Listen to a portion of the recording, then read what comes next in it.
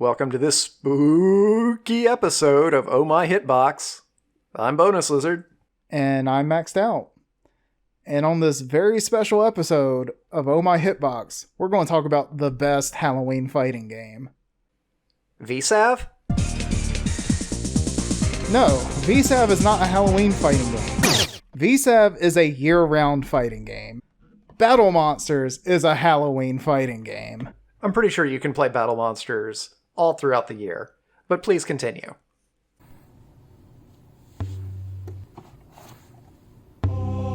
There's a rumble in hell, and you're invited. 12 psychotic monsters fight fist and fang in the darkest, goriest head-to-head combat ever. In bone-chilling, interactive, multi-leveled environments, the beasts of the undead trade clawfuls of sickening super moves in their bid to rule the underworld, overflowing with blood, guts, drool, and slime. Dude, I love slime! Battle Monsters is mangling multi-hit mid-air fighting with super fast scaling, chopping, stabbing, gouging, and morphing. There's no scaling in Battle Monsters. The scaling's whatever it feels like because the damage is random. Feeling lucky, freak.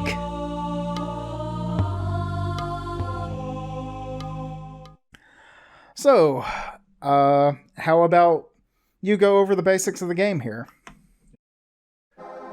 Battle Monsters was developed by Scarab for the Sega Saturn and released in Japan in 1995 by Naxat and in 1996 in the US by Acclaim.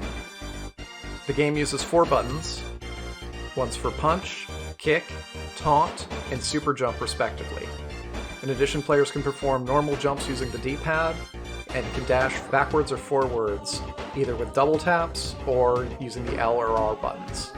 The special and super moves are performed using Mortal Kombat style inputs, where a player will input specific directions in a sequence, as opposed to a game like Street Fighter that requires rotational inputs. Yeah, and there's a lot of inputs that aren't even that complex. Some special moves are just forward plus attack. So Battle Monsters sets itself apart by, one, being digitized actors, everyone's favorite style of fighting game. Right, this was kind of hitting like at the very tail end of the digitized actor craze. Yeah, and the other thing that really sets Battle Monsters apart is that it's more of a platform fighting game in some ways. It's not so much an integral part like Smash Brothers. I mean, considering this is well before Smash Brothers. But it's still very much a factor, especially in some characters' matchups. And you can jump onto the platforms manually using the up directional, but it's much easier and safer to use the super jump button. And that's more or less the explicit purpose of that button. The super jump button also functions similar to the plane shift button in your Fatal Fury games, though instead of putting you onto a different plane, it's actually putting you onto a different platform. But you still very much feel the Mortal Kombat in its DNA. It has the projectiles that half the time don't clash. It has juggles. But we'll get more into that in a bit. Right, the game also has the standard life bar, as opposed to something like Smash, which... Well, unlike how standard the life bar is, the super bar isn't that standard at all. We've talked to people who have probably dedicated more time to Battle Monsters than anyone should, and even they don't understand how this thing works.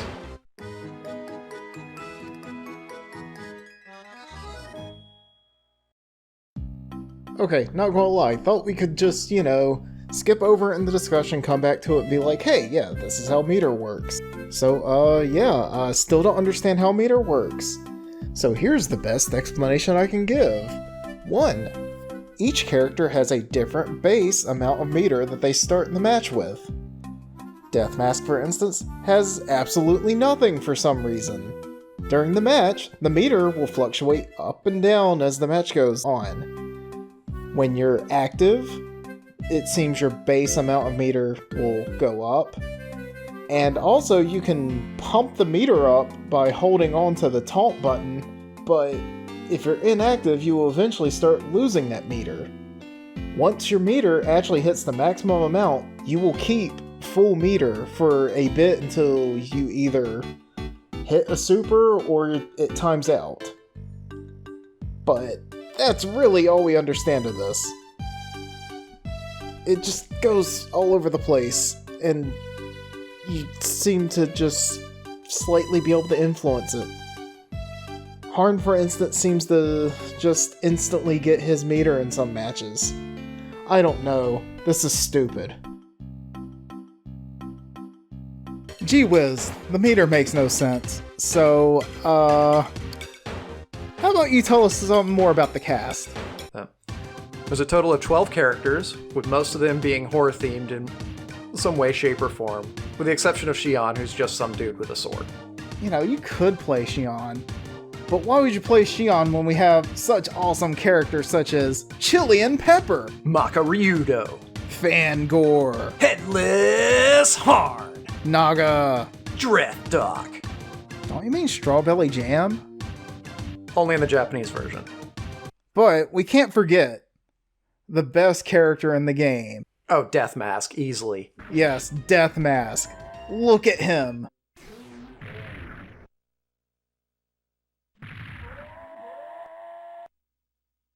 And Death Mask has one of the coolest command throws I've seen in a fighting game. He just puts you in the ground. And then pulls you back up again. And that's what does the damage. And there doesn't even have to be ground. So, part of what makes Death Mask so cool, then first off, the obvious thing. He's a Frankenstein's monster. That's just innately cool. But then you look at his normals, and the Street Fighter III Third Strike players might immediately notice that he seems to share an awful lot with Q. From his standing jab, to his crouching kick, he even has a lunge punch, and a command throw that functions somewhat similar to Q's capture and deadly blow. Also, like Q, he's terrible. But he's number one in our hearts. This chalks up one more case of Street Fighter III stealing characters from another fighting game. Hey, Capcom didn't steal shit from Rise of the Robots. Previously on Oh My Hitbox. I was gonna say Urien Dangerous Headbutt. Sorry. Yes, Urien Headbutt. I mean, that's probably the better since he's got the shoulder tackle anyways. Yes, it's... Suspicious. Seriously though, like, Death Mask feels very much like Q. So if you like playing Q in Third Strike, and you should, you will probably enjoy playing Death Mask, or at least more likely losing as Death Mask. He tries though. And God bless him for it.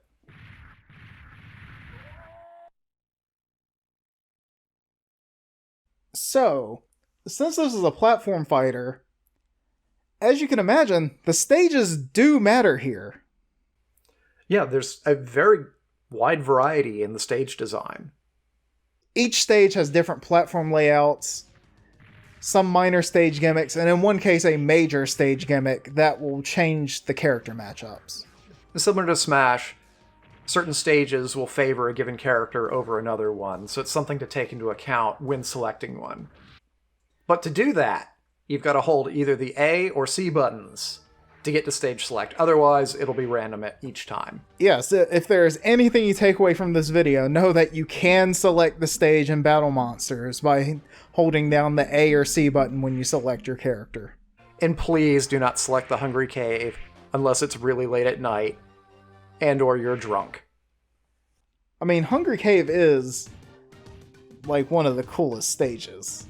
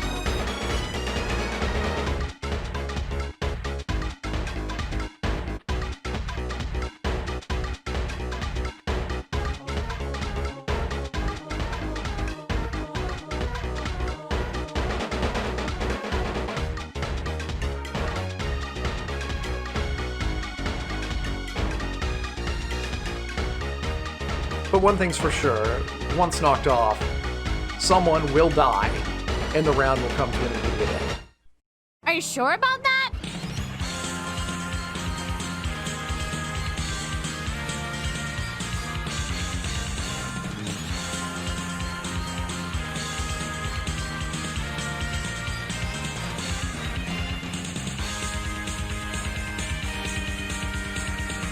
Yeah, very cool stage. But I would like to shout out some of the other cool stages in this game, such as... Oh, we might actually want to back up, start with the simpler stages, like the floating island stage, which actually doesn't feature any platforms in the background, making it feel more like a traditional fighting game. Whereas the cloud stage has moving clouds in the background that players can jump on and off of. And then there's stages like the Shrine, which has platforms on each side with destructible statues. Or the Floodgate, which is a multi-level arena where platforms break away as players deal damage to one another. Or my favorite stage, the Palm, which features two hands at different heights, floating above a bottomless pit. When you fall through the pit, you wrap back to the top, allowing you to do some weird combos. They may not be the best combos, but man, it looks sick as fuck. Yeah, no, I agree. Comboing people between planes is pretty cool. So we've alluded to it a little bit, but this game is one of the most combo-friendly games I've ever played. Yeah, one of the big points in this game's favor is just how easy it is to pick up. Given how simple the moves are to pull off, people will be able to perform some pretty fun combos with relatively little effort. Yeah, it may catch you off guard a little bit at first that just how easy it is to learn that, oh, you can juggle with that? But with just a minuscule amount of playtime, you too can be doing 50% combos. Or 100%.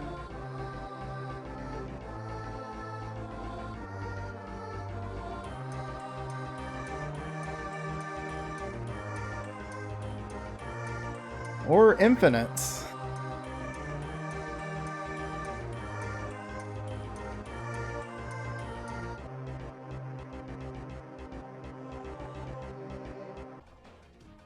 But it really says something when the worst character in the game even has a 100% combo. Yes.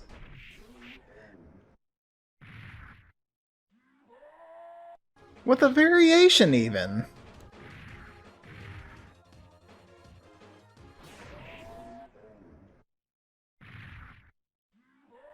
Please note, in order to perform 100%, Deathmask must either have full meter or have his opponent in the corner. Two things that will never actually happen during a match. But yeah, like, it's very easy to find some broken shit in this game. So to highlight some of the broken shit that we ran into, just us, this isn't even going into things that players who are far better and more experienced than us have ran into. We have Naga, who can link kick into kick into kick into kick into kick. This seems to be something that developers struggle with, since we had a similar Infinite in Rise of the Robots, and now you're seeing it again here with Naga in Battle Monsters. Will we see this in any future fighting games? Only time will tell.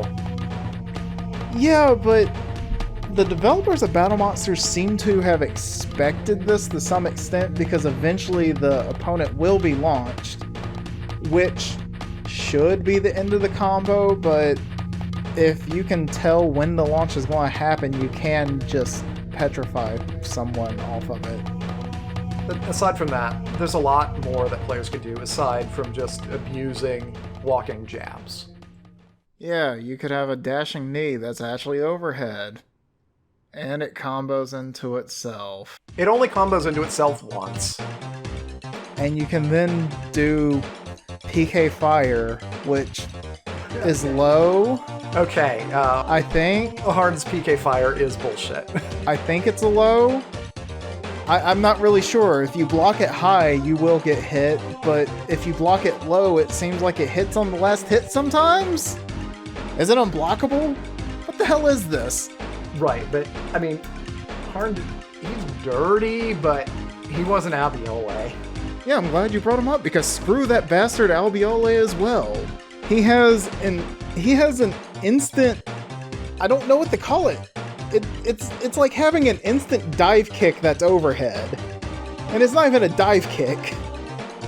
It's just the giant ghost sphere that combos into itself. Only twice. And it does so much damage. Okay, maybe Abiole is bullshit. But that's really kind of this game in a nutshell. Like, all these characters have some sort of broken garbage that they can exploit. And then we have Strawbelly Jam here with a 3-frame launcher. What could possibly be broken about a 3-frame launcher? Then, point of reference. Yoon in Third Strike has a 3-frame jab. And even has healing! Yeah, shout out to Makaryudo, who can either go in and literally link any normal into 100%, or just hang back and projectile spam. Like, he's perfectly comfortable doing either. Yeah, I mean, he can even combo his projectiles into projectiles. Because why not?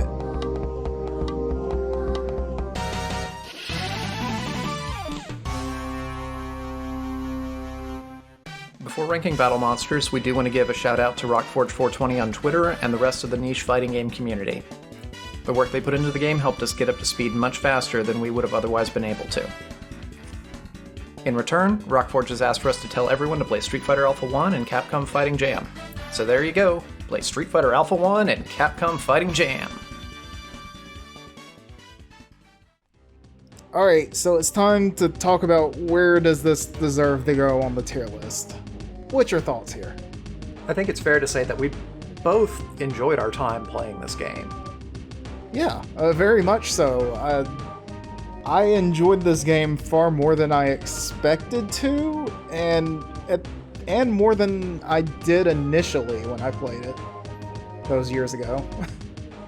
At first, it does seem like a shallow Mortal Kombat knockoff, but there is a surprising amount of depth under the hood. There's a lot of different mechanics that the players can work with, and normals and specials, and even supers in some instances. Shoutouts to my man Harn. I genuinely had fun playing it.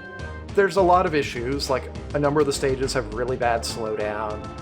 Characters don't always respond the way that you'd like them to. They seem to get turned around in some of the most inopportune moments. In spite of its genuinely unassuming nature, it is actually a lot of fun to play. And yeah, like when we ran it at the mystery game tournaments, this is the game that's gotten one of the strongest reactions out of people. And yeah, and it wasn't just the people playing it, but the people watching as well, like, really seem to get into it and have fun. And end of the day, like, that's really the most important thing with a game. Yeah, like, you know, we can get into more nitty-gritty bullshit. 100% combos, infinites. The fact that Naga's fucking bullshit. But this game oozes charm. I love the cast. I love the freak show that it presents you with. I want to like almost everyone in the cast in some way. You don't see too many casts like this outside of, like, Killer Instinct. And right, with a horror-themed game, you'd go in assuming, like, okay, you're gonna have your vampire, you're gonna have your mummy, your wolfman, etc. But really, the only one who falls into that archetype is Death Mask. The rest of the designs, ignoring Xion, ignoring boring Swordman Xion, the rest of the designs are a lot more interesting. Like, how often do you have, like, playable circus twins? And sure, Fangor is like a skeleton soldier man, but the important thing is that he's not a human skeleton. He looks like a monster skeleton, and that's way cooler. yeah, and he gives off a more imposing figure that way, while also having the fun of being a skeleton, like falling apart to dodge attacks. But yeah, like, if nothing else to take away from this, I heavily recommend playing Battle Monsters, even if you just want something to play for Halloween. This is the reason why I'm saying this is the best Halloween fighting game. This isn't necessarily something you want to play year-round. It'd be cool if we had tournaments year-round for it. But if you want to just pull out a seasonal fighting game to play with your friends, this is the game. Right. It's lacking the depth to keep people interested full time, but just as a, like, hey, I've got some friends together, we just want to press some buttons and have fun, like, Battle Monsters is definitely a good way to go in that regard. Yeah, you can get your feet wet, you can find juggles, you won't necessarily learn the 100%.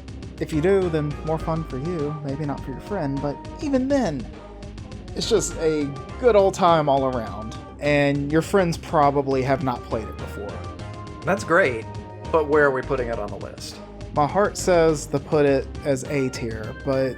No. I like this game, but this is not an A tier game. Death Mask alone makes this an A tier game in my heart, but if I can't put in A tier, I guess my brain says this is a C tier fighting game. I mean, yeah, I think we're really in agreement there that this is ultimately a C-tier fighting game. It does have plenty of flaws, but end of the day, it's a good time. It's something that I could easily recommend to anyone, regardless as to how much experience they have playing fighting games. Yeah, and even if you do have experience playing fighting games, there's just enough here for you to latch on to still have a good time with it. That makes Battle Monsters our first C-tier fighting game. What do you think about that, Makaryudo?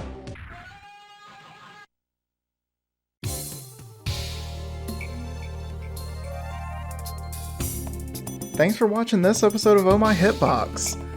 If you'd like to hear more of us, there's streams at twitch.tv/boguslizard. Feel free to leave any game suggestions in the comments, especially anything PS1 related right now. Not much more to add here. Death Mask rules. Happy Halloween.